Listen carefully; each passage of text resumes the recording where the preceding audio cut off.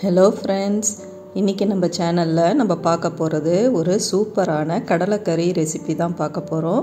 இது புட்டு, இடியாப்பம், ஆப்பம், சப்பாத்தி, தோசை இப்படி எல்லாத்துக்குமே சூட் ஆகிற ஒன்று. வாங்க அதை போய் நம்ம இப்போ எப்படி செய்கிறதுன்றதை பார்ப்போம்.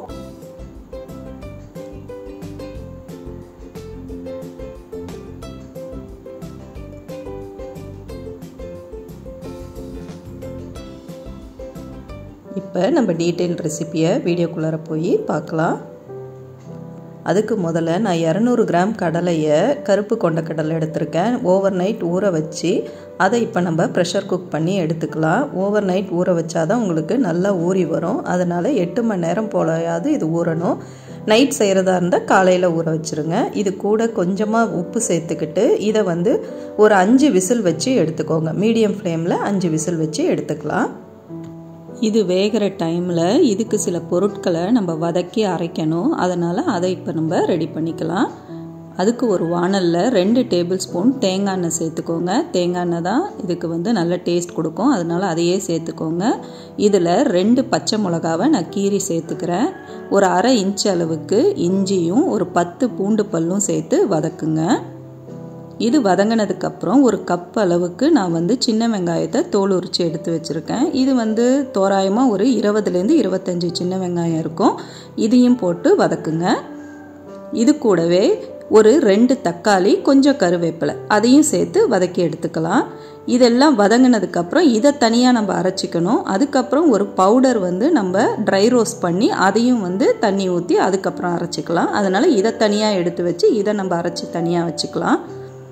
இதே பேன்லேயே கொஞ்சமாக 1 டீஸ்பூன் அளவுக்கு மல்லி விதை சேர்த்துக்கோங்க. அது சேர்த்து அதை நல்லா வறுத்தெடுங்க.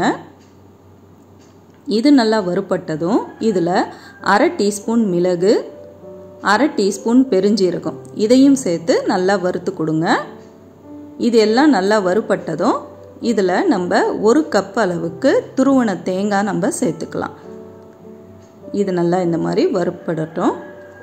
இப்போ இதில் 1 கப் அளவுக்கு நல்லா ஃப்ரெஷ்ஷாக துருவன தேங்காவை சேர்த்துக்கோங்க.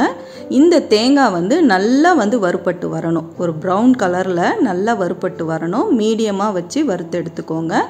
இதுக்கப்புறம் இதில் நம்ம ஸ்பைசஸை ஆட் பண்ணிடலாம். அதில் அரை டீஸ்பூன் மஞ்சத்தூள், 1 டீஸ்பூன் தனியாத்தூள், 1 டீஸ்பூன் தனி மிளகாய் தூள் இதை சேர்த்து வறுத்து எடுங்க.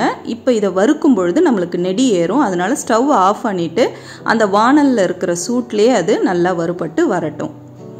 ஒரு 2 நிமிஷம் போல் வறுத்து எடுத்துட்டு இதையும் நம்ம தண்ணி ஊற்றி தனியாக அரைச்சி எடுத்துக்கலாம்.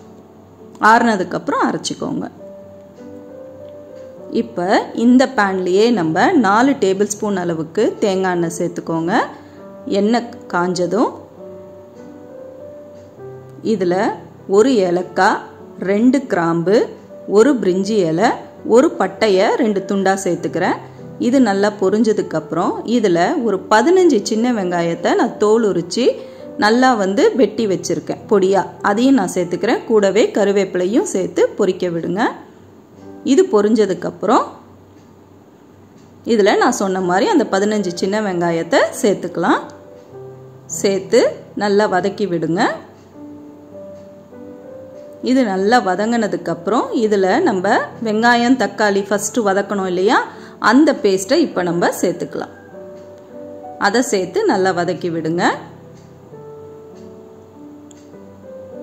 இது வதங்கிறதுக்கு இதில் நம்ம லைட்டாக கொஞ்சம் உப்பு சேர்த்துக்கலாம். நம்ம கடலை வேக வைக்கும் பொழுதும் அதில் உப்பு சேர்த்துருக்கோம். அதனால் எல்லாத்துக்கும் சேர்த்து நீங்கள் செக் பண்ணி பார்த்து சேர்த்துக்கோங்க. இப்போ இதில் தேவையான 1 டீஸ்பூன் அளவுக்கு நான் உப்பு சேர்த்துக்கிறேன். சேர்த்து நல்லா வதக்கி விடுறேன். இது வதங்கினதுக்கப்புறம் இதில் நான் வேக வச்சு எடுத்த கடலையை அந்த தண்ணியோடையே சேர்த்துக்கிட்டேன். கூடவே நம்ம அதுக்கப்புறம் அரைச்சோம் இல்லையா மல்லி விதை, மிளகுலாம், அதையும் நான் தண்ணி சேர்த்து அரைச்சி அந்த தேங்காய் பேஸ்ட்டையும் சேர்த்துக்கிட்டேன். இப்போ இதை நான் சேர்க்குற டைமில் இதில் ஒரு அரை கப்பு அளவுக்கு நான் கொஞ்சம் கடலையை நிறுத்தி வச்சுருக்கேன். இதை நம்ம அரைச்சி அதில் சேர்த்துக்கணும். அது எதுக்குன்னா நம்மளுக்கு இந்த கிரேவி திக்காக வரத்துக்கு, தனித்தனியாக கடலை தனியாக அந்த நம்ம அரைச்ச பேஸ்ட்டுங்க தனியாக இல்லாமல் இந்த மாதிரி அரைச்சி சேர்க்கும் பொழுது அது நம்மளுக்கு திக்காக இருக்கும் அந்த கன்சிஸ்டன்சி. அதுக்காக தான் இந்த டிப்பு. இந்த மாதிரி நம்ம வந்து சென்னா மசாலா செய்யும் பொழுதும் அதே மாதிரி தான் செஞ்சுருக்கோம். நம்ம சேனல் பேஜில் அது இருக்குது, நான் உங்களுக்கு டிஸ்கிரிப்ஷன் கீழே தரேன், அதை போய் செக் பண்ணிக்கோங்க. இப்போ இது நல்லா கொதிச்சதுக்கப்புறம் நம்ம அரைச்சி வச்சோம் இல்லையா அந்த கடலைக்கறி, அதையும் இதில் நம்ம சேர்த்துட்டோம். சேர்த்து இந்த மாதிரி வதக்கி விடுங்க. இது ஒரு 2 நிமிஷம் போல் இப்போ கொதிச்சு வந்துடுச்சுன்னா நம்ம கடலைக்கறி ரெடி ஆகிடும். பாருங்கள், நல்லா இந்த மாதிரி எண்ணெய் பிரிஞ்சு கடலைக்கறி ரெடி ஆகிடுச்சு. இதை வந்து வேறு ஒரு பவுலுக்கு, சர்விங் பவுலுக்கு மாற்றிட்டு நம்ம வந்து சர்வ் பண்ண வேண்டியதான். இது எது கூட வேணாலும் முதலையே நான் சொன்ன மாதிரி எல்லா சைட் டிஷ்ஷாகவும் இது சூட் ஆகும். இந்த ரெசிபி உங்களுக்கு பிடிச்சிருந்துச்சுன்னா லைக் பண்ணிவிட்டு, கமெண்ட் பண்ணிவிட்டு, ஃப்ரெண்ட்ஸ் அண்ட் ஃபேமிலிக்கு ஷேர் பண்ணிவிட்டு, மறக்காமல் சப்ஸ்கிரைப் பண்ணுங்கள். இதே மாதிரி வேறு ஒரு வீடியோவோட சீக்கிரமே பார்க்கலாம்.